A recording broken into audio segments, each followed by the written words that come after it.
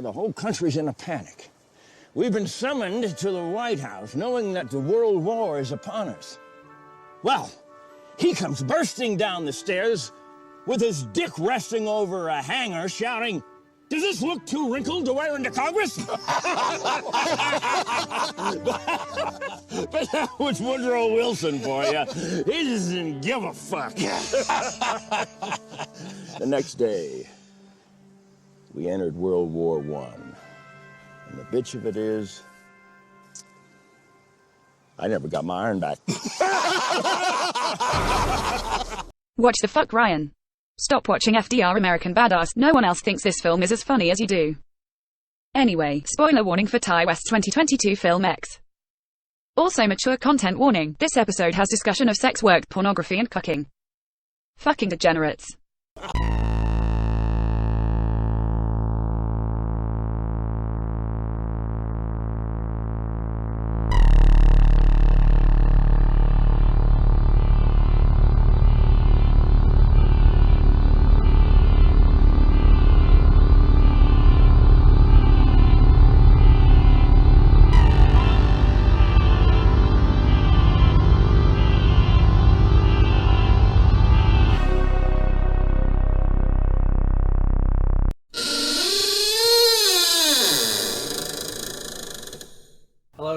Welcome to a bonus episode of The Horror of Babylon, where we are discussing Ty West's film X from 2022. I'm Ryan, and with me, as always, is Daniel. Say hi, Daniel. Hi, Daniel. So this doesn't have anything to do with our main schedule. It's not based on a book we read or anything like that. We saw this movie, and we took the time to see it. We paid money for our tickets, so we figured we'd do a short episode and talk about it, get some content out of it. And we actually have differing opinions for once, so... Yeah, that's kind of rare. Yeah. At least for an overall book or movie. Yeah. So we're just going to do a little bit of background on this film. There's actually not a lot out there on the production of it. I kind of struggled to find information. But as I said, it was released in 2022. It's in theaters right now if you want to go see it. It's written and directed by Ty West, who did Cabin Fever 2, The House of the Devil. He did a segment from VHS, and there's something else you mentioned that you... The Sacrament. The Sacrament. Which is, who's the Kool-Aid guy? Jim Jones? Mm-hmm. It's basically a Jim Jones movie. That sounds cool. Yeah. House of the Devil is also freaking great. It's like a devil exploitation movie. Like when... I forget what you call it when they had that big, devil panic back in the 60s and 70s where everyone was like, oh, the devil worshippers are going to get our kids. Satanic Panic. Thank you. It was in the 80s. Was that the 80s? It was the 80s. Damn. Everything to me that before I was born took place in the 60s or 70s. Yeah, everything. Civil War, the Holocaust, the stock market crash, all that. In that 10-year time span. Everything. God, that was a terrible decade. Okay, so we're going to go ahead and jump into structure and themes. Something that we both mentioned right off the bat, that this was very similar to the Texas Chainsaw Massacre, and even more so than that, it's just kind of one of those tropes where a bunch of sexy young people go out to this place and get murdered. It's the best Texas Chainsaw Massacre since Texas Chainsaw Massacre. You had made a post on Twitter comparing it to the new Texas Chainsaw Massacre, if you want to talk about that a little bit. I think the new Texas Chainsaw Massacre is trash.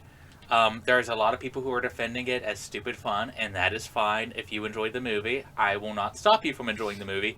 I think it is garbage. And it wasn't even fun for me to watch. This was fun for me to watch.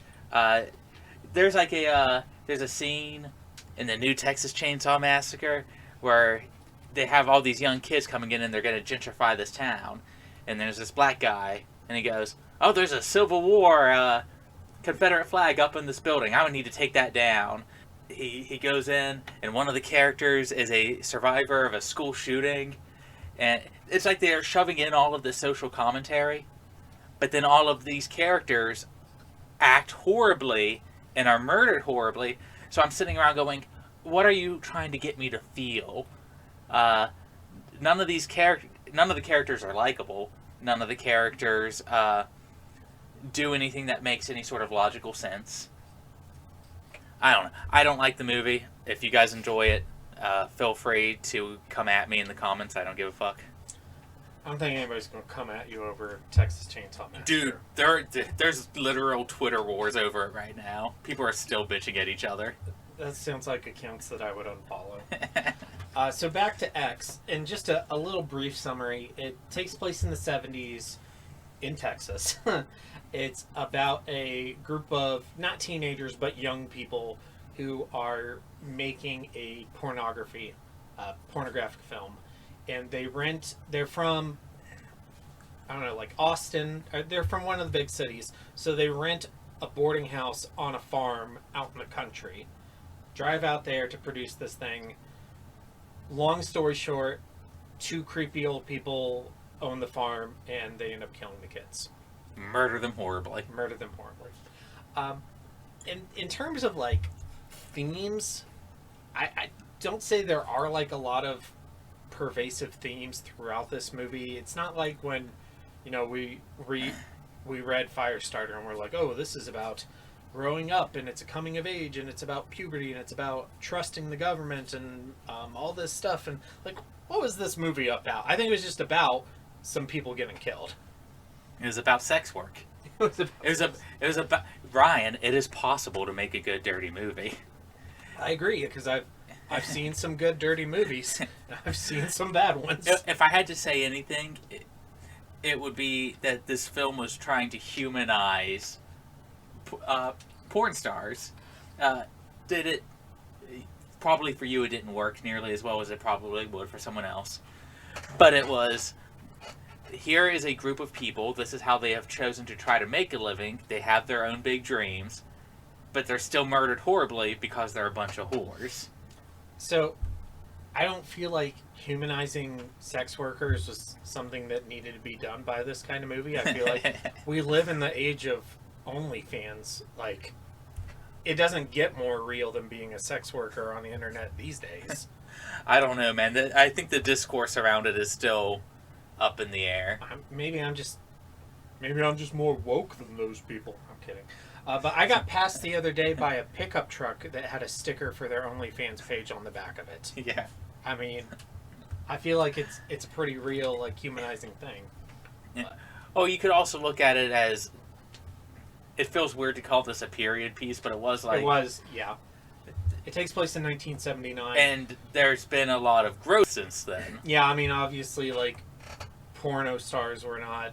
I feel weird saying the word porno. That's not something we say anymore. Yeah. Porn stars were not as accepted as they are today. And I feel the movie was also kind of playfully playing with that, that final girl, survivor has to be the good girl sort of thing. Maxine. Yeah.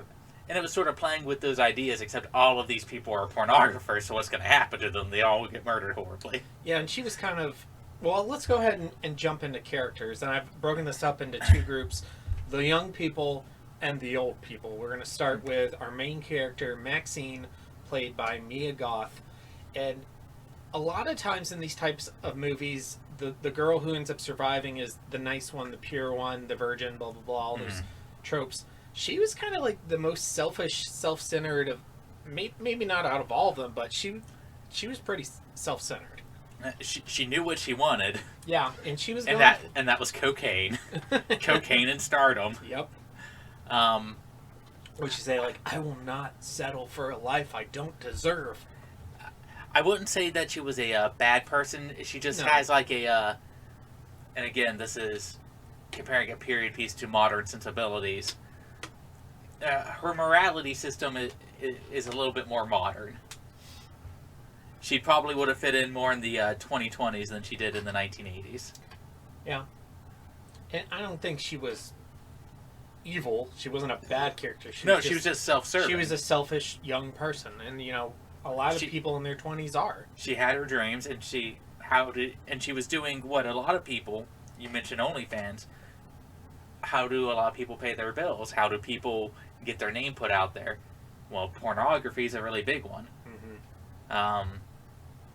I have this one trans friend who even told me that when they were trying to transition, the one thing that people kept suggesting to them was, well, just do porn and that'll pay for all of your hormones and your surgeries. And it's something that's also kind of pushed onto people, especially attractive people. Yeah. In order, you hear that story all the time, the young girl who shows up at Hollywood, and you have the sleazeball that just waits by the bus stop to see the young naive people stepping off. Oh, I got a movie you can star in, sweetie.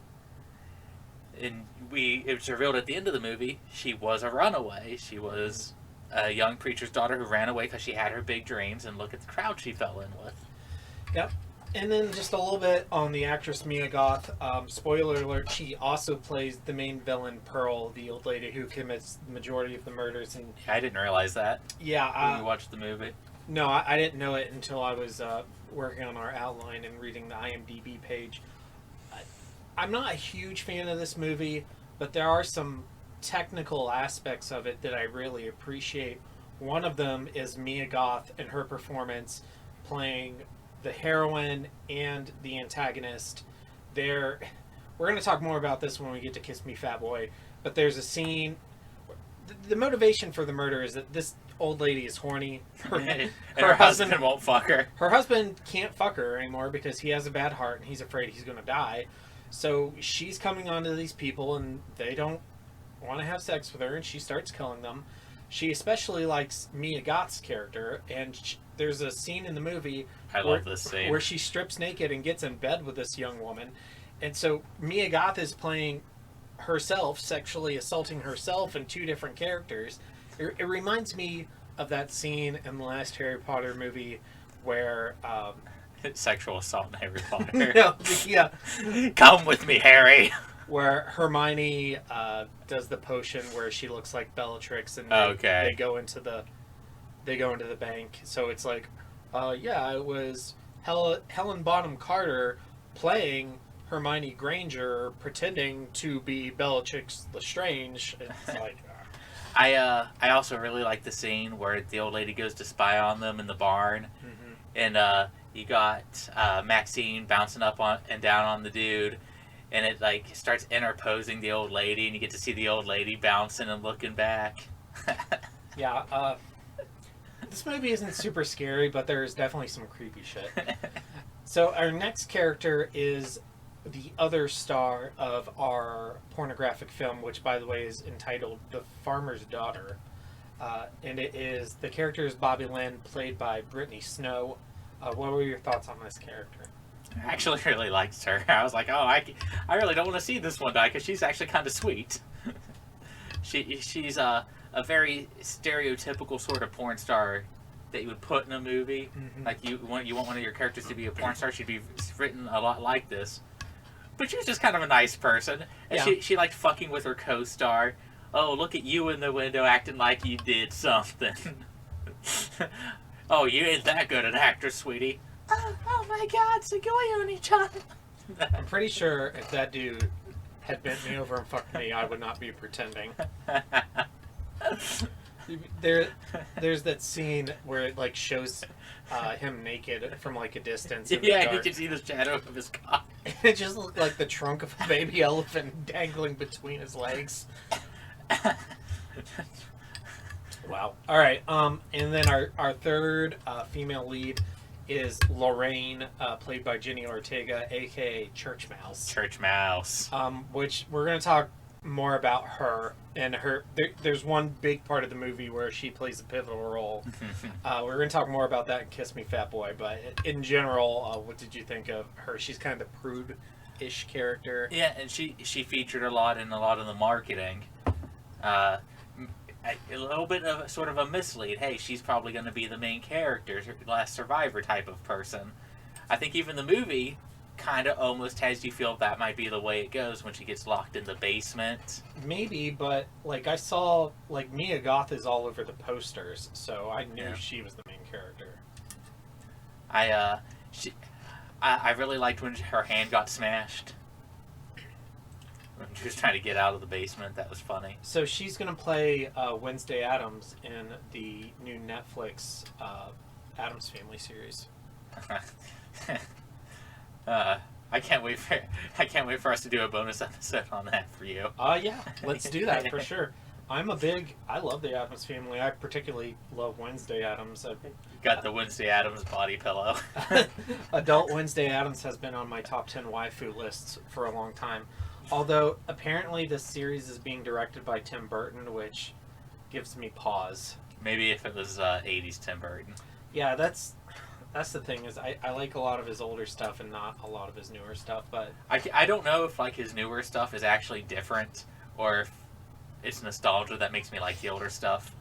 She was also in the new Scream movie. Yes, she was.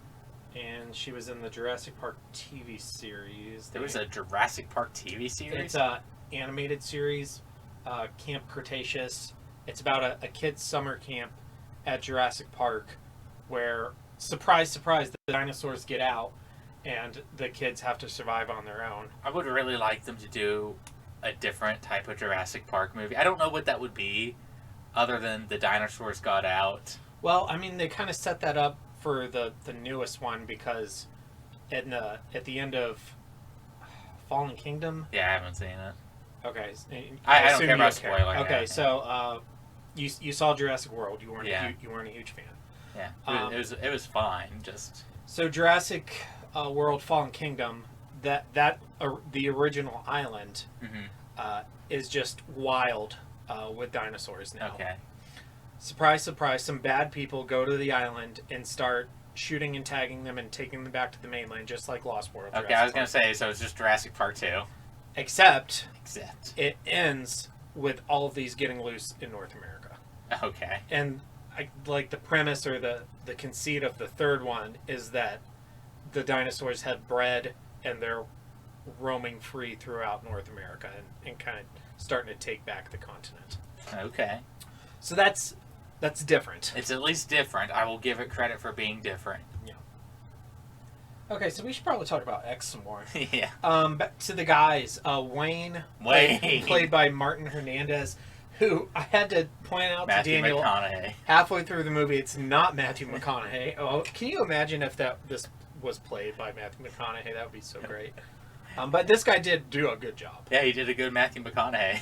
He had the biggest laugh in the movie, which was... Oh, feel how hard I am. Ryan, we're talking about X. Feel how hard I am. He's very hard. He's extremely hard, everybody. Ooh. Pass me the hand sanitizer. Okay. So yeah, he was great. Not only... We're going to make so much fucking money. He was kind of a self-centered, greedy character too, but he was also kind of had like the big brother role for the group. When this conflict comes up between RJ and Lorraine, he kind of pulls RJ aside. Listen, bro, you gotta mellow out. You gotta let the lady do what she wants to do. You gotta hold on loosely. You gotta, because you telling her no is just gonna make her do it, which was the truest thing I have ever heard in a horror movie. Yep, for sure. And then our last two guys, we have Jackson with his awesome afro, played by. Apparently the actor's name is Kid Cutie, which I've never heard of him before, but he did a great job. I love that name. He was probably like the only death that I was like, oh, that sucks, because he was like the genuinely nicest person. Yeah, he was a good dude. He got to fuck a lot, at least before he died. He was a Marine. Yeah. He had that great line, like, I forget exactly what it was, but like, I love my job, or like, I'm cut out for this profession, or something like that. He's standing there in the mirror looking at his biceps, and then we get to see his dick in the shadows. And then we have RJ, who is the director, cinematographer, the film student, art played by Owen Campbell. He looked like a sexual predator. I don't know if that was intentional, but he looked like some dude who would be making a pornography. He was other than, like, I guess, hot women and a hot guy, but he looked like a pornographer. He looked like a dude you would go to, like, a porno store back in the 90s, early 2000s, and he'd be behind the counter and be like, don't jerk off in the aisles, you know? He'd be sitting on a stool behind the counter with a Super Nintendo, playing Super Nintendo. We had a lot of dudes that looked like this come to Anime Club. Yeah, we also had that really sketchy video store on the east side here in town. Yeah. It was by your Yeah, no, I remember that Yeah. one. There was a porn section in that store. Yeah, that's why I brought it up. I could see this guy working there. Yeah. And then our old people, we have Pearl, also played by Mia Goth, and her husband Howard, played by Stephen Ure. Yeah. And let's go ahead and talk about them as we transition into scary shit. Scary shit. Scary shit. It is time to talk about scary shit. What shit was scary? What shit was not? It is time to talk about scary shit. So I know you had different expectations for this movie, and it turned out to be more of a comedy. Yeah, it was very funny. It was very leaning into the exploitation side of exploitation horror. There's a sort of a running gag these days when it comes to films put out by A24, which put this movie out. They put out movies like Hereditary, or I don't know if they put out Midsommar, but they put out these like what people have called elevated horror, which are these huge slow burns. My freaking speech impediment again. Where they focus more on character and these interpersonal dramas, and they build to this crescendo of horror towards the end. And a lot of horror there's like a big divide whether these are great horror movies or they're just boring. And I was kind of expecting that because I saw A24 and I was like, how are they going to do a movie about a porno with A24 putting it out? I want to get... And it turns out it was exactly what I should have thought it was. I was expecting something more like Hereditary, and I got something probably a little bit closer to Texas Chainsaw Massacre or Texas Chainsaw Massacre 2. So, I think if I could come up with like one main complaint, and it's nothing like technical, it's just for me. I did think the first half of this movie got kind of boring. Yeah. But what you're describing as like a slow burn horror, like that sounds fine to me. And I guess that is kind of what this is. Maybe just for me, the quality wasn't there to, like, I wasn't engaged with any of the characters in the first half of You should watch Hereditary. I feel like I would have had a better experience with this movie if it was at home on Netflix with the guys and some beers rather than in a theater. I feel like this would have been a great, if we could have gotten more guys to go with us and had some popcorn and we were the only ones in the theater. Yeah. Because I would have stood right up with an erection and asked people to feel how hard I was. I have a lot of fond memories of us watching like bad horror movies at my Zombievers. Zombievers, Nuns with Guns. Oh, that was so great. Didn't we watch like that Nazi Zombies in the Snow? Yeah. Yeah. We watched, one of the presidents fought werewolves. FDR werewolf. American Badass. American Badass. Yeah. That was great. I feel like... Look at my legs. My little baby. I can't even say... He would have fit in this movie. Yeah, he would have. Look at my little sausage legs. Why did you have to give him tiny little shriveled up polio legs? Oh, why? My shriveled up little baby polio legs. That's what it was. But yeah, so it's a personal thing. I don't think necessarily that the movie was bad. I think I didn't get super engaged in the first half, and then I wasn't completely satisfied with the payoffs that we got in the second half.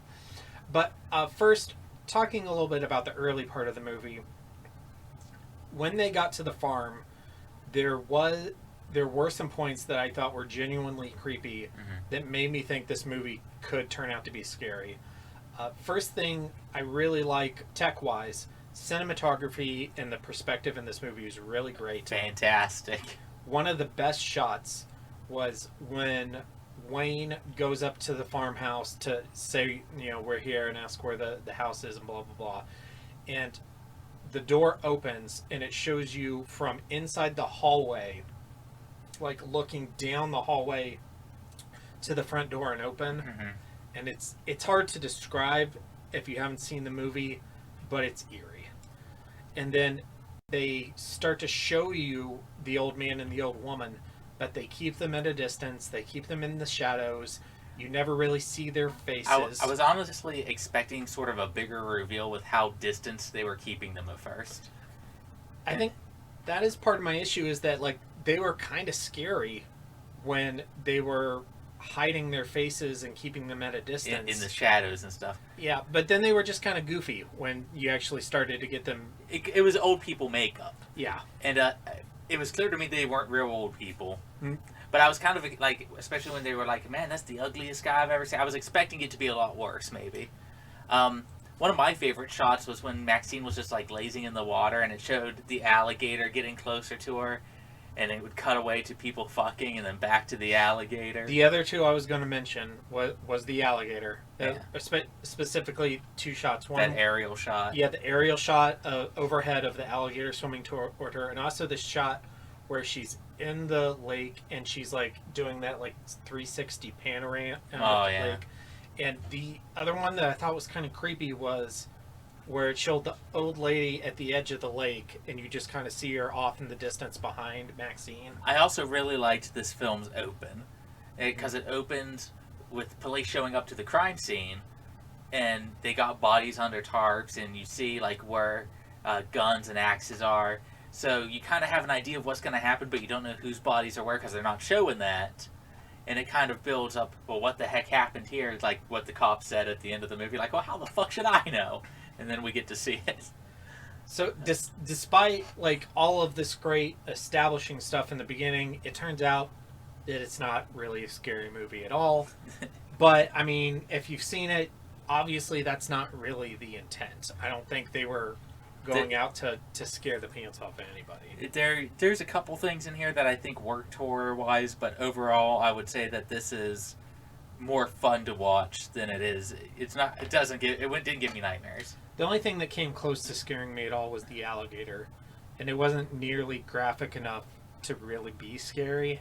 I think I was more freaked out when it was showing Maxine and the alligator getting closer than when the alligator actually killed someone. That was the scariest part.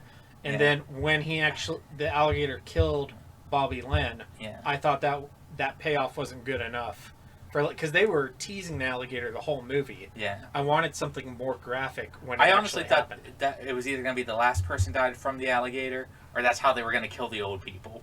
Yeah. Or one of the old people. Mm-hmm. Speaking of Bobby Lynn, one of the best scenes in the movie. You know, if you held the camera up from that angle, it looked like he'd fill in the car up with his cock. I fucking loved that. Yeah, that was funny. There's some good little laughs in this movie, for sure. Another thing was the music. The music was great. Mm-hmm. I really enjoyed the score. It definitely could have lent to... If this movie was scary, I could definitely see the score being a big contributor to that. It did help with the tension. Even though it wasn't a scary movie, there were definitely tense points. Yeah. You know what? Okay, there was one scene that was... It was more gross than scary, but it definitely like made me seize up. Was when Wayne stepped on that nail. Yeah, that whole sequence. Mm-hmm. I don't want to get tetanus. I'm like, brother, you gotta go get a tetanus shot like yesterday.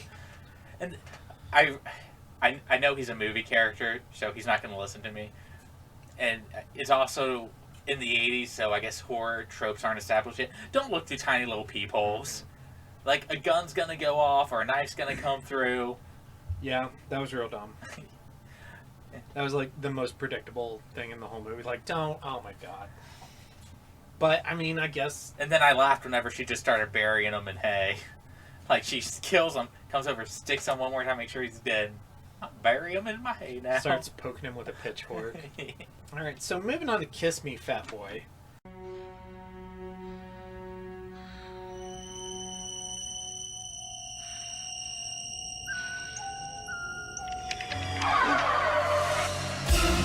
Kiss me, fat boy.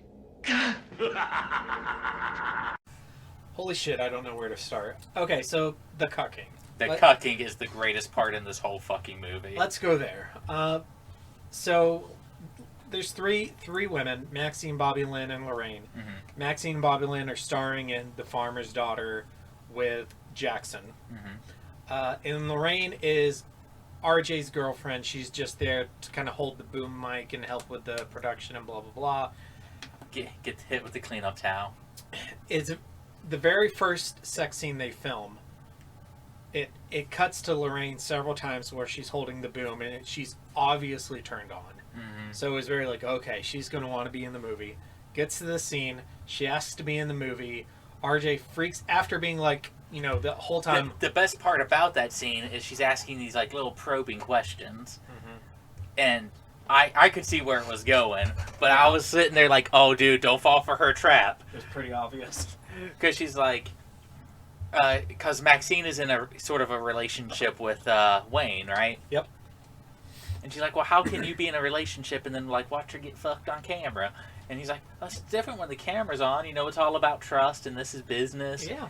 And it's a profession. And then RJ. Mm-hmm. RJ's all like, yeah, baby, it's just a movie. And so she keeps probing a little more. Like, okay, so it's just a movie. I want a scene in the movie. And then he goes, no. I'm gonna put this out there, fellas. If you want an open relationship, ladies, that's great. But don't preach like it's all that great, and then when you're asked for it. These are things that you should talk about up front and be open about. Because he backed himself into a corner, and Wayne even points that out. He's like, no, now she's just gonna do it if you tell her no. So you might as well like turn the camera on, have a little bit of fun with it.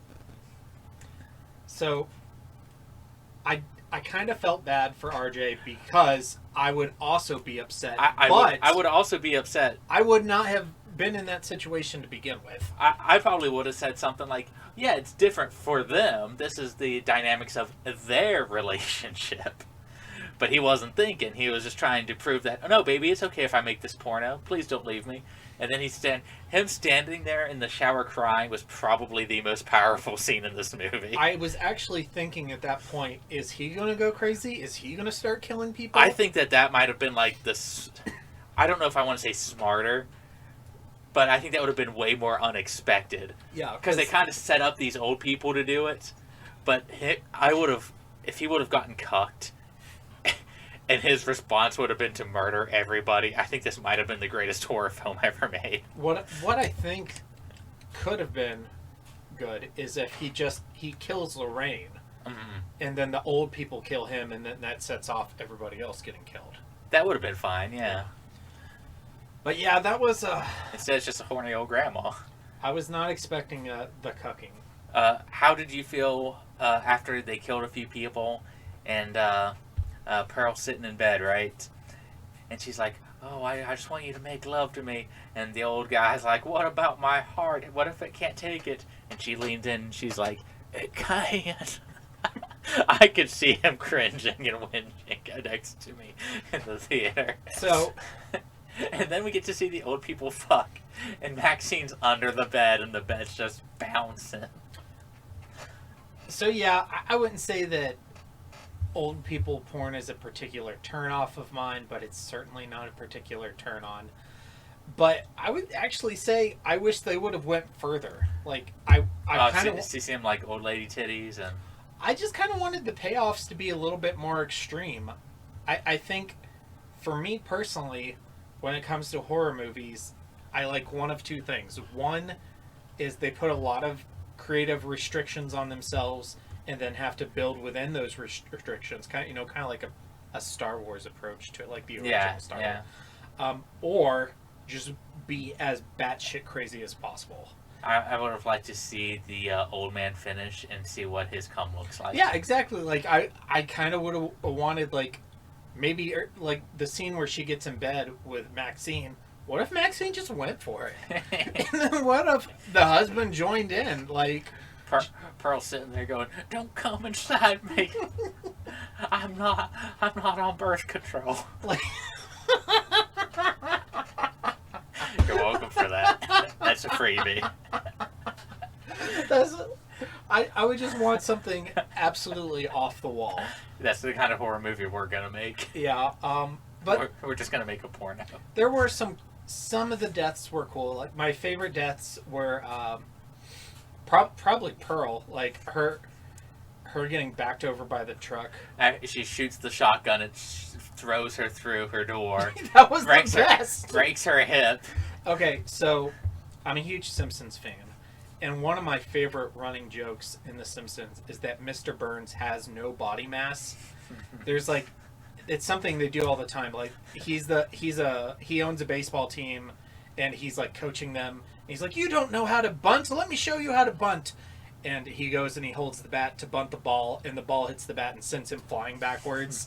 So like that kind of humor just like tickles my fancy so much.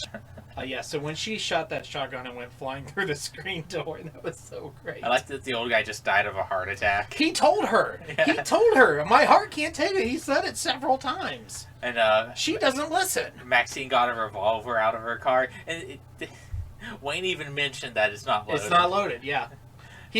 Granted, she wasn't there when he said that, but... And I was like, and I saw her with a revolver. I'm like, I wonder if he was telling the truth about that. As a gun owner, let me tell you, don't keep an unloaded firearm if your intention is for self-defense. Because people are just going to shoot at you when they see it. So, and not to get into like the whole gun thing too much, but that, you know, a discussion that I've always had with people is, I have a gun for self-defense in case somebody breaks into my house in the middle of the night. And I've always said, like, what are the odds that you're going to wake up, be cognizant of what's going on, get to your gun, load your gun, and then be able to success, like... That's why it's already loaded. It's ready to go. Not that I'm either an advocate for that either. We're not going to get into all that. Okay, so moving on. Kings and Koontz. Oh my God, are you Stephen King? No, I'm Dean Koontz. Oh.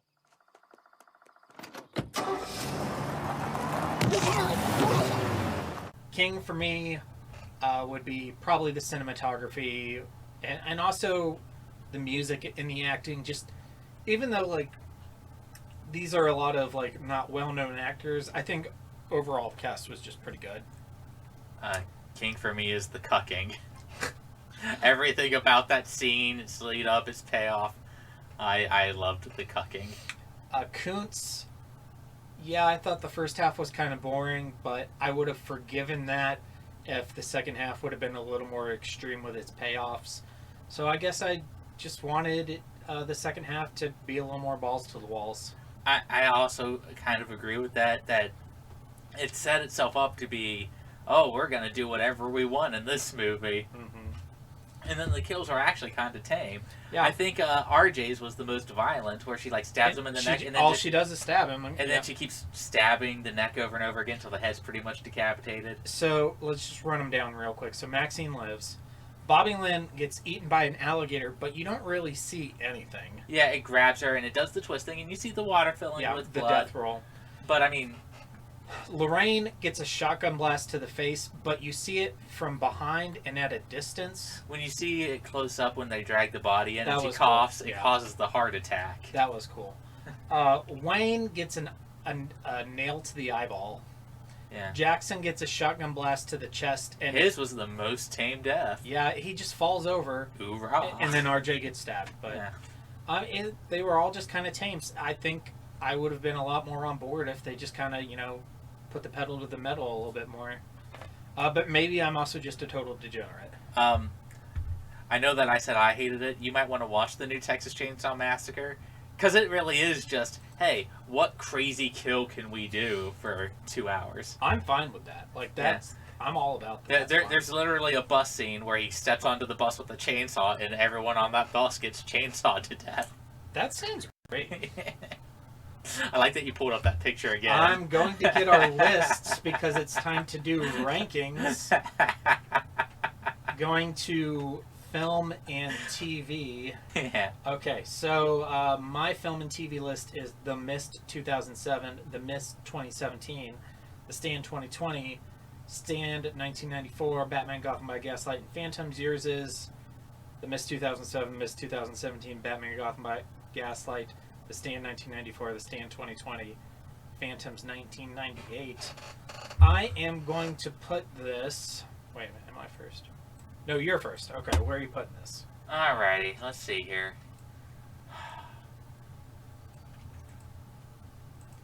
Now, this one's kind of tough. It's tough for me. I'm probably going to go ahead and I'm going to put this above Gotham by Gaslight. This is my number 3 right now. Okay, so you have that Under the Mist film and above Batman Gotham by Gaslight and the Mist TV. Yeah. I'm going to put it third from the bottom. It's definitely better than Phantoms. It's tough. But what isn't? I want us to find something we hate more than Phantoms. I'm sure we will eventually. It's probably going to be something directed by Kevin Smith. Let's watch Tusk. No. So it's above Phantoms and Batman Gotham by Gaslight. Now I'm not getting back into that again. Okay. So and then above it is The Stand, The Mist, and The Mist. Okay. Yeah. So that's the list. Cool. All right. So our homework was, if you had a scene in The Farmer's Daughter, what would your scene be? Okay, so I have two. Sure. Sure you do. The first one's going to involve cucking, because Sure it does. I would just want Church Mouse to sit there and tell me how inadequate I am next to this big, beautiful black man. I was expecting them to do something like that in the movie. See, they didn't go far enough. Your dick's way too small. They should have went farther with all of this stuff. You can use the cleaning towel. And the second one is I would want to be completely fucked by this big black man while feeling how hard Wayne is. Okay, that's fine. That's cool. Okay, so here's mine. So it's going to continue off of the scene in the barn. Okay. Where Maxine is fucking Jackson. She has him down on the bales of hay. So the other girl, Bobby Lynn, she is going to be watching them from the stall over. Okay. And she's going to be jealous. She's like, I fucked him first. He's man. He's my man. Totally pissed. So she starts walking out, and then she sees me dressed in a cow suit in a stall. And well, I'm a bull in a bull suit. You're a steer. Yeah, no. Do you know what the difference is between a steer and a bull? No clue, dude. Steers have no testicles. They cut the testicles off. Oh yeah, that's hot. Cucking. No. Okay, so I'm a bull, not a steer, and I'm in the stall, and he comes up behind me, and she decides she's gonna get fucked by this bull and take out all this aggression. So she gets underneath me and she starts playing with my bull dick, but it doesn't get hard because I'm a bull. I don't want to fuck this woman. So she decides she's gonna fuck me instead, and she pulls out this giant strap on and just fucks me, the bull, from behind, like pigs the shit out of me. I like that you and I came up with cuck porn and furry porn respectively. as what our scenes would be. But it ends with me trampling her to death. We have some of the most degenerate tags here at the Horror of Babylon. Yep, for sure. Okay, and then our question for the audience, listeners, reach out to us on social media. Let us know what you think. Would you have kicked Pearl out of bed, or would you have went for it? I don't know. It's been a while, man. I could go for it right now. And then for further reading, Daniel, can you give us some recommendations? You said at blah, blah, blah, The House of the Devil and... Oh, House of the Devil. It's either Sacrament or The Sacrament. I can't remember which. They're both very good Ty West films. Anything with his name is probably going to give you a vibe similar to this. If for some god-awful reason you've never seen the original Texas Chainsaw Massacre... Go see the original Texas Chainsaw Massacre. I'd even say watch the remake. I like the 2003 one. It was fine. Yeah, it's fine. It's not like The Thing in terms of level of remakes, but it's acceptable. It also reminded me of a horror movie I saw when I was a kid, and I haven't seen since. Okay. I'm just looking it up real quick. Okay, American Gothic, 1987. You know, I've never seen this movie, but I always saw the VHS sitting up in the rental store. Yeah, I rented it when I was a kid, and I haven't seen it since maybe I was 9 or 10, but what I remember of it, it's about a group of teenagers who go like camping, and they get killed by this old couple who lives in the woods. You'd probably also enjoy any of the slashers that don't take themselves too seriously. Like the later Nightmare on Elm Street's, Friday the 13th, when they start getting a little bit more silly. I think this is kind of in the Cabin in the Woods ballpark, too. Oh, Cabin in the Woods, definitely. I think Cabin in the Woods is way better. Yeah. Oh, yeah. We'll have to do a Cabin in the Woods episode sometime. Yeah, we'll do that. But I want to, like, do it with a third person who's never seen it. You gotta do it. We gotta find someone who hasn't seen it. So the way that happened, that movie, like, I remember Chad saw it, and he was like, oh my god, I gotta show this to somebody else. So he got me, and we went and saw it, and then I was like, oh my god, Daniel has to see this. So we got you, and the three of us went. It was my second time, Chad's third time. Wow. Yeah, like, that movie's so great.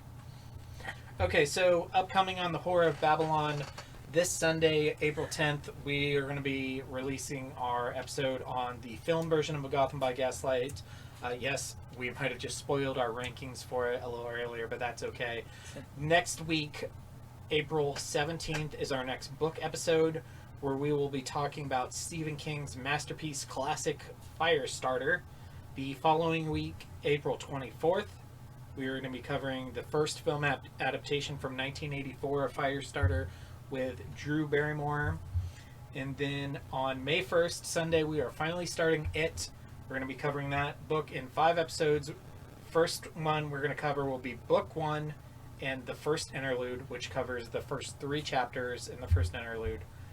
Following week, May 8th, we're going to be covering Firestarter 2 Rekindled. It's a 2-episode miniseries. We have lots to say. May 15th, It Book 2. May 22nd, Firestarter 2022, the new film. And then the last Sunday in May, we are going to be covering It Book 3 and the third interlude. Lots to look forward to. Yeah, lots of it. Yeah, lots of it. We're going to spend a lot of time on it. Lots of time. But Can someone say best sex scenes? Or worst. You think when Patrick jerks off Henry in the garbage dump, that's the best sex scene? It's pretty similar to the first time I learned what masturbation was, so... All right, thank you guys for listening, and stay scary. Stay scary. Well, that was horrendous. I would tell you boys good job, but the dryness of my sarcasm would likely evaporate all the moisture in both your bodies. Anyway, if you want to hear more of this, please subscribe to their YouTube channel by searching for The Horror of Babylon. You can follow them on Twitter at HorrorPod69.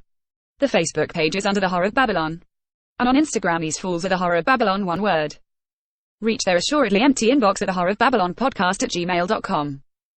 You can also request their Discord server link via any other channel. And finally, if you are foolish enough to support this abomination financially, search for The Horror of Babylon on patreon.com. And God save your soul if you do.